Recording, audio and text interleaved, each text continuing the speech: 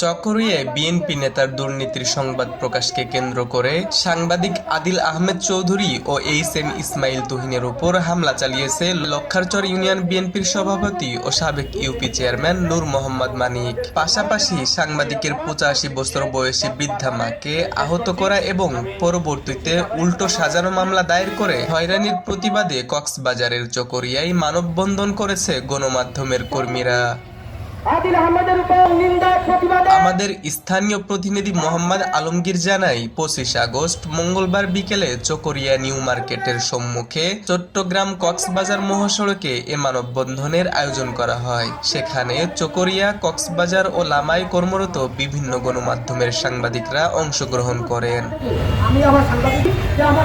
মানববন্ধনে বক্তারা বলেন, লক্ষারচর ইউনিয়ন বিএনপির সভাপতি ও সাবেক ইউপি চেয়ারম্যান নূর মোহাম্মদ মানিক এবং তার ভাই ফরিদের কন্ট্রাক্টরের কাজের অনিয়ম ও দুর্নীতি সংক্রান্ত সংবাদ প্রকাশের জের ধরে সাংবাদিকদের উপর হামলা ও পরিবারের সদস্যদের নির্যাতন এবং পরবর্তীতে উল্টো মামলা দায়ের করে হয়রানি করা স্বাধীন সাংবাদিকতার প্রতি সরাসরি হুমকি।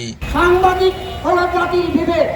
এই সাংবাদিকের কলমের মাধ্যমে এই চকরিয়া উপজেলা জেলা সারা বাংলাদেশে উন্নয়নগুলো তুলে ধরে এই সাংবাদিকের কলমের মাধ্যমে। বিশেষ করে একজন 85 বছর বয়সী প্রবীণ নারীকে আহত করার ঘটনা অত্যন্ত নিন্দনীয় ও উদ্বেগজনক। বক্তারা আরও বলেন, সংবাদ প্রকাশের কারণে কোনো সাংবাদিক কিংবা তাহার পরিবারের সদস্যকে হামলা, ভয়ভীতি বা মিথ্যা মামলার শিকার হতে হলে তা গণমাধ্যমের স্বাধীনতা ও জনগণের তথ্য জানার অধিকারকে বাধাগ্রস্ত করবে। এক্ষেত্রে সাংবাদিকদের নিরাপত্তা নিশ্চিত করা রাষ্ট্র ও প্রশাসনের নৈতিক দায়িত্ব। মানববন্ধন হতে ঘটনার সুষ্ঠু ও নিরপেক্ষ তদন্তপূর্বক হামলাকারীদের দ্রুত আইনের আওতায় আনা এবং সাংবাদিকদের বিরুদ্ধে দায়ের করা হয়রানিমূলক সাজানো মামলা প্রত্যাহারের জোর দাবি জানানো হয়। কঠোর হুঁশিয়ারি দিয়ে বক্তারা আরও বলেন, সাংবাদিকদের উপর হামলা, ভয়ভীতি প্রদর্শন ও হয়রানি বন্ধ না হলে পরবর্তীতে বৃহত্তর কর্মসূচি ঘোষণা করতে বাধ্য হবে গণমাধ্যমের কর্মীরা।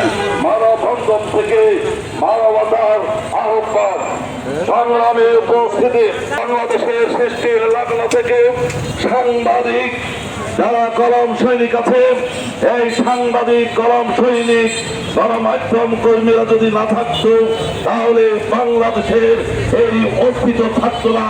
সন্ত্রাসীদের রাজত্ব কায়েম হতো, কালোবাজারির রাজত্বে কায়েম হতো, দর্শনকারীরা প্রকাশ্য দিবালোকে দর্শন করত। দাবি আদায় না হওয়া পর্যন্ত সাংবাদিক সমাজ ঐক্যবদ্ধভাবে আন্দোলন চালিয়ে যাওয়ার হুঁশিয়ারিও দেন তারা। আমার সংগঠন বাংলাদেশের 64 জেলায় আছে।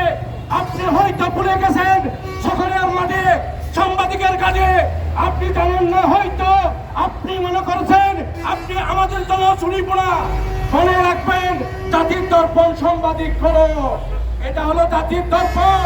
হিমুর রহমান, নিউজবাংলা.নিউজ, ঢাকা।